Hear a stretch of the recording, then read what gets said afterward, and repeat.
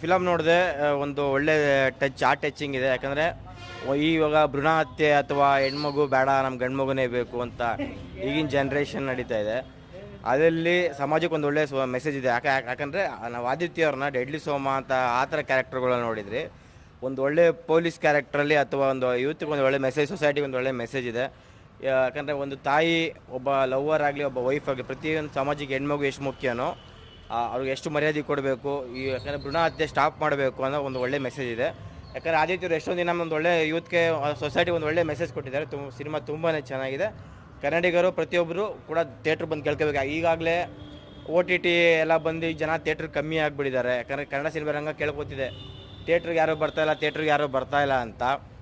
ಯಾಕಂದರೆ ಈ reels OTT Amazon ಎಲ್ಲ ನೋಡಿ ಟೈಮ್ ಪಾಸ್ ಮಾಡ್ತಿದೆ. ಯಾಕಂದರೆ ಸೊಸೈಟಿಗೆ ಒಳ್ಳೆ ಸಿನಿಮಾ ಬಂದಿದೆ, ಒಳ್ಳೆ ಸಿನಿಮಾಗಳು ಬರ್ತಾ ಇದೆ ಮುಂದಕ್ಕೂ ಕೂಡ.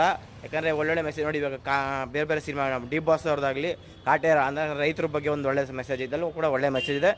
ದಯವಿಟ್ಟು ಕೂಡ ಎಲ್ಲರೂ ಹೆಣ್ಮಗುಗೆ ಎಷ್ಟು ಮರ್ಯಾದೆ ಕೊಡಬೇಕು ಅಂತ ಒಳ್ಳೆ ಅಥವಾ ಎಲ್ಲ ಪ್ರತಿಯೊಂದು ಮೆಸೇಜ್ ಇದೆ. ದಯವಿಟ್ಟು ಕೂಡ ಎಲ್ಲರೂ ಸಿನಿಮಾ ಬಂದು ನೋಡಬೇಕು ಅಂತ ಮಾತು ಮುಗಿಸ್ತೀನಿ. ಜೈ ಆಂಜನೇಯ. ಸುಮಾರಾಗಿದೆ ಸರ್.